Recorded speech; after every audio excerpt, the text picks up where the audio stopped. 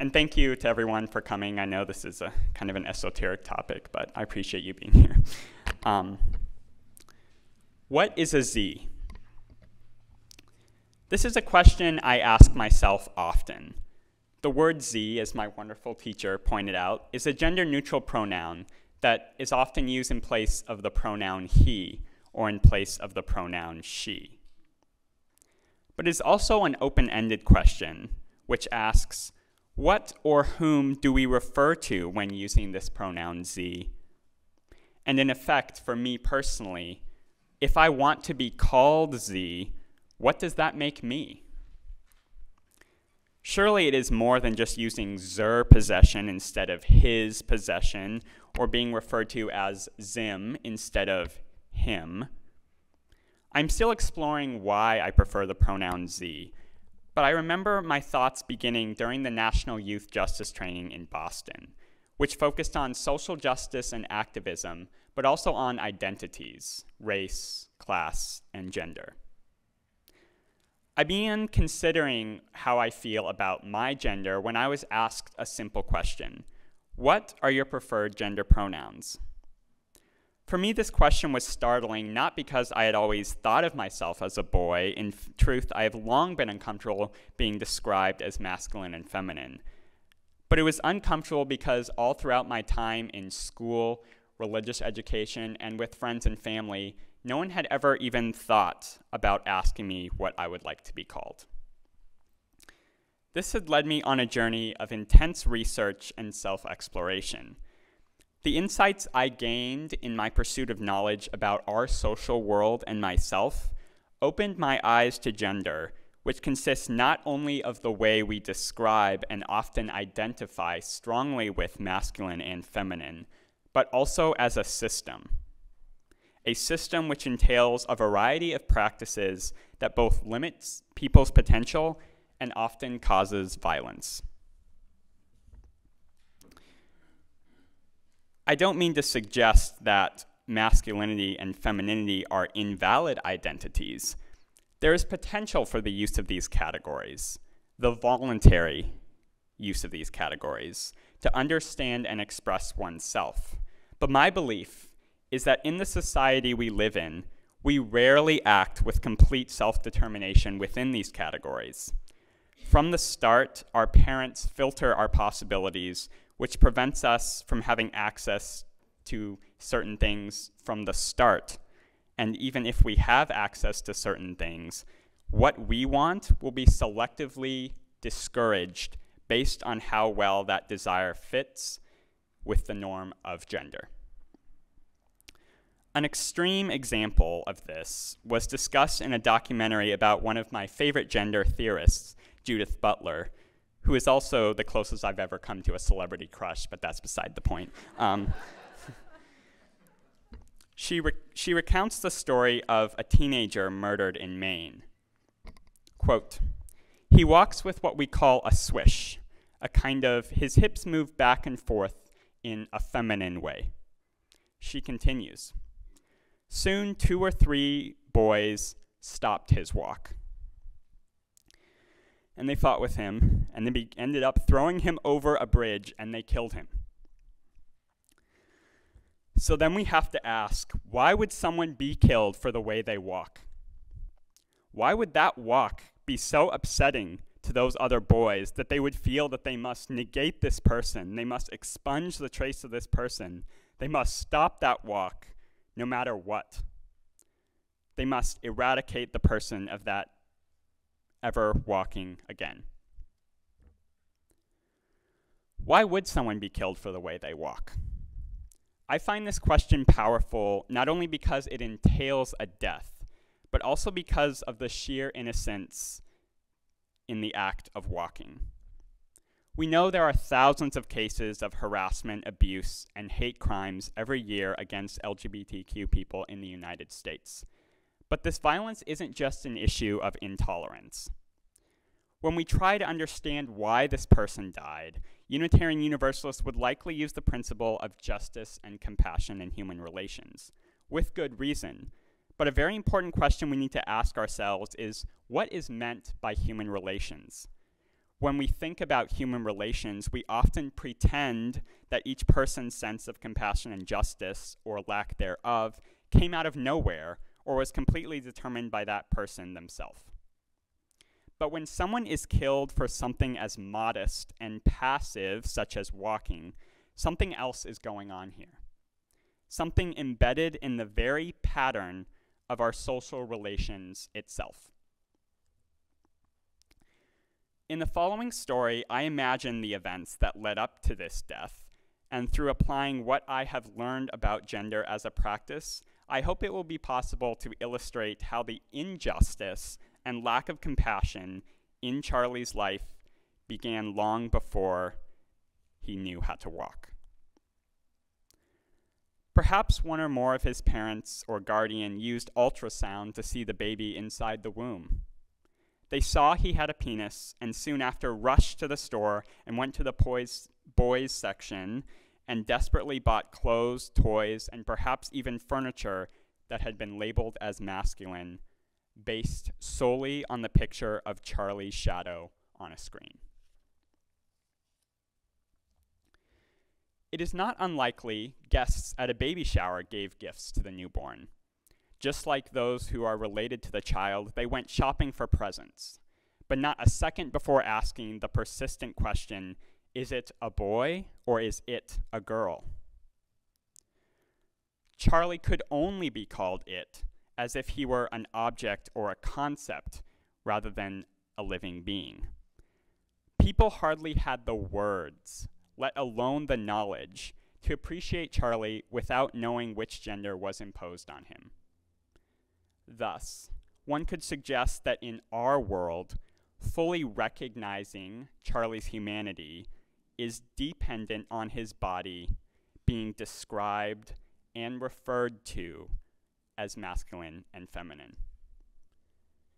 Indeed, as soon as Charlie is born, an M is written next to his name, which determines his status in the military, relationships, and several other legal as well as social aspects of life. The people who raise Charlie will treat him according to the gender imposed on him at birth. Charlie has not yet learned the words no and cannot articulate his desires or even understand what gender is. But all the while, gender is inescapable. His parents let Charlie cry without comforting him, and everything from his possessions to his activities are filtered through the concepts of masculinity and femininity held by his parents. No matter how much he sobs or cries out, no one ever thought those cries were because Charlie didn't like the boy things in store for him. As he became a little older, Charlie will see things outside the walls or castle his parents have created. A dress on TV, a friend playing with dolls at school, or a girl he simply wants to have as a friend. He now has limited words to ask his parents for help in fulfilling his desires. But every time he mentioned something outside the walls, the people in Charlie's household acted as if the walls were being invaded. They would say, "That's not for you, Charlie. Why don't you do something more manly instead?" Gradually, he learned what was normal for him: sports, work, pants, and toughness. From the start, Charlie not only had limited freedom in attaining his desires, but he was told what to desire. He not only had limited freedom in finding his truth, but he was told his truth from the moment he was born. But despite these impositions and expectations, despite his parents working diligently to make sure their son engaged in what was considered proper behavior, they failed to take away his walk. One day in elementary school, he saw a fashion show where he noted how the models moved their hips and he began to copy them.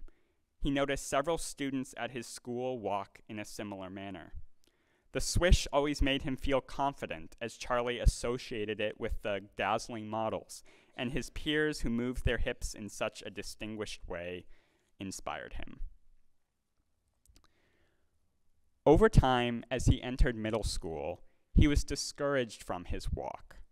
Subtly at first, but as the walk became more pronounced in adolescence, he noticed his parents became greatly uncomfortable when he entered the room, and his friends would walk at a visible distance from him when traveling down the street. He was routinely called sissy, gay, or worse, and was violently accused of walking like a girl. But his associations with the walk, the way it made him feel, were too strong, and he never tried to break the habit of moving his hips in such a joyous way. Through learning what developed and constrained Charlie's walk, the UU principle of a free and responsible search for truth and meaning is vastly expanded to include things we take for granted. Something barely noticeable in the minds of most was a part of Charlie that was enjoyable, if not fulfilling, but at the same time put him in grave danger. This is critical because at the point where something so routine for many people, such as walking, becomes meaningful, we need to start asking ourselves constantly, what other aspects of a person have we failed to understand as relative and open to interpretation? The boys that killed Charlie could have easily seen the same fashion show on TV, seen the same walk, and likewise had masculinity imposed on them from the moment they were born. But unlike Charlie, they saw peers and other characters on TV being shamed for the walk, and their parents stopped that walk from emerging long before it became a habit. For Charlie's killers, masculinity became not only a quality to take pride in, but an inextricable, immutable part of themselves. When Charlie did not conform to gender stereotypes, it demonstrated how fragile masculinity and femininity truly are. Charlie proclaims to the other boys through his walk, this concept of a masculine body that you think is so fixed within yourself is in fact quite flexible, if not partially imaginary. Look what feminine acts these hips are capable of. Learn what feminine desires this brain contains. Think of the possibilities in this body not yet realized. So when returning to the question of why would someone be killed for the way they walk, just like gay marriage, when people mistreat individuals who do not conform, they are not simply scrambling to justify an old way of living. People experience nonconformity as deeply threatening to their view of themselves as dependent on gender for meaning and recognition as a body. A simple act of walking can demonstrate gender to be arbitrary or contrived, and the anxiety created by gender being challenged can lead to a strong fear or hatred of individuals who challenge an important source of meaning, which people use to understand nearly all human relations. While none of us in this space is likely to feel the need to use intense physical violence, these two categories of man and woman for us continue to seem natural and necessary. And I would suggest that as long as we don't evaluate the cultural practices that preserve these categories and the legitimacy of these categories themselves, we will neglect our responsibility to begin understanding the human relations we strive to make just and compassionate. When we consider the sheer potential of Charlie's body to depart from what we consider masculine properties, could it be that people not only vary immensely within the same categories, but also that people view themselves as naturally departing from certain categories, or even consider oneself never being a part of a category from the start? When we begin to think about the concept of comparing ourselves to the images of a man and a woman, the possibility emerges of perhaps describing oneself in terms of the other category, both categories, a mixture of the two, or none at all. Eventually, perhaps even being recognized as a third category. It is nearly impossible for us to imagine a world organized based off this possibility. But even now, people are beginning to develop language and practices to allow people to have some say in defining themselves. For example, the word cis, spelled C-I-S, describes someone who identifies with the status of male or female assigned to them at birth. The vast majority of people are assumed to be cis men or cis women based on people's perception of their bodies. But given that masculinity and femininity are as open to interpretation as Charlie's walk, then it is reasonable to expect that not everyone considers themselves cis. For some individuals, gendered categories and assumptions are almost constantly alienating. For me, when you say the word man or woman, you likely think of the positive traits associated with each of the genders: strength or caring, initiative or beauty, and so on. However, when I hear man and woman, I think of all the ways gender has limited my control of my own life and creates serious harm for marginalized groups. These two perceptions are not mutually exclusive, and neither one is wrong per se, but it just so happens that my experience has caused me to view myself in such a way that I don't ever want to be described or referred to in terms of gender in any situation. Even though I am almost constantly read as male, my inner experience is neither understood nor acknowledged by the vast majority of people I interact with on a daily basis. That is not to say I am among the most affected victims of gender, and throughout this week, I've listened to several people from my school, which I hope will be useful here, in elevating their voices and helping to promote the use of vocabulary that can begin to make this space safer. For example, one person I spoke with identifies as a trans man. That means that although the label female and treatment as a female was imposed on him from a very early age, the concept of a woman is not consistent with the way he views himself, and he feels that the concept of man makes him feel comfortable with his self-perception. He told me, "Usually I feel really uncomfortable from day to day in how I'm attempting to transition into who I really feel I am. But I know there are so many individuals who wouldn't understand, and it holds me back from really being able to feel comfortable with who I am. And due to that, it causes daily stress and worries that if I do transition and show people who I really am, and someone finds out that I'm transgender, I'm going to get hurt. Whether physically or verbally, it's a constant worry." He stressed to me that being trans is not the same as cross-dressing. Many individuals wear clothing typically associated with a different gender, but that does not mean they want their gender to be associated with their clothing, and unlike cross-dressers, trans people have a long-term inner sense of being a different gender. While one can have an inner sense or feel like a different gender than what they were assigned at birth, it is also possible to feel like no gender at all. For those of you who do identify with a gender, do you feel or think about yourself in terms of your gender all the time? During mundane activities such as waking up or eating, do you ever feel just like a person? If so, imagine that lack of feeling like a gender being present almost constantly. This is an inner truth of a person I spoke with who identifies as agender, which is the word we use to describe someone having no inner sense of feeling like a gender at all. They recalled, "I didn't fit into the pronouns he or she, and I didn't feel like any of these things associated with gender related to me.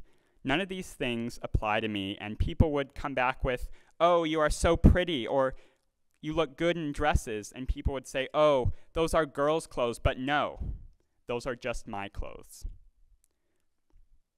We also have the term non-binary, which, as its name may suggest, describes the way people view themselves who do not identify or consider themselves as distinctly either male or female, but unlike agender individuals, may feel that they have experienced the feeling of being a gender at some point.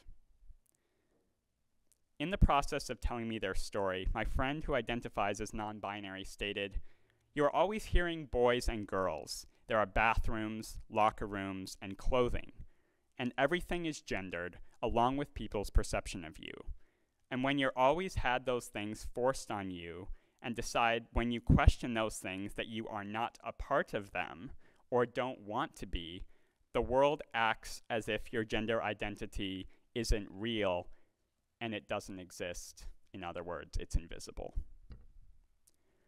Although all of these individuals share feelings of discomfort and alienation, we should not assume that all people experience identities in the same way, and take care, especially as a predominantly white congregation, that identities change based on other identities such as race and class. Trans people of color and trans people with impairments experience their gender differently often than the rich white heterosexual transgender individuals who are subject to considerably less violence but have much more representation in the media.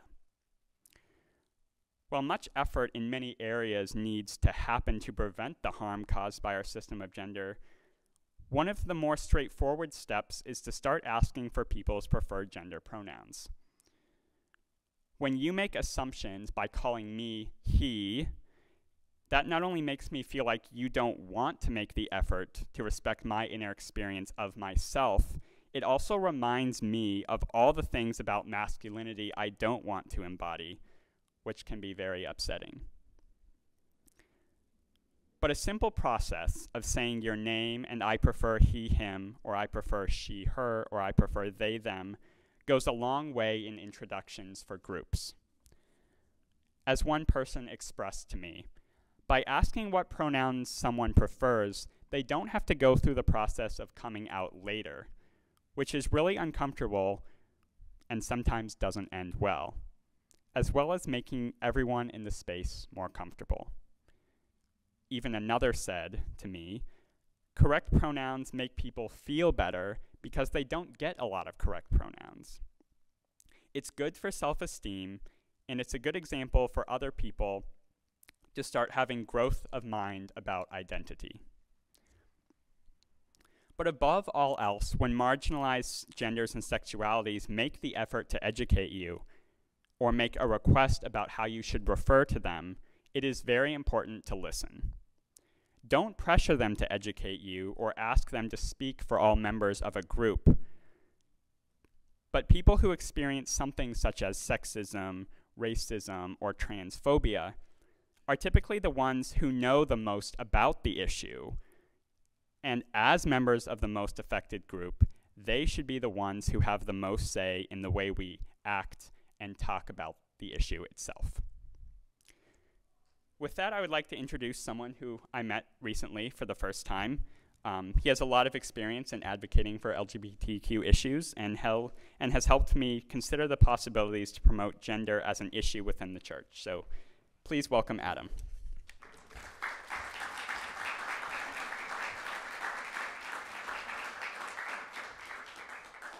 Good morning. Very deep sermon, huh? It's a very good thing that it is deep.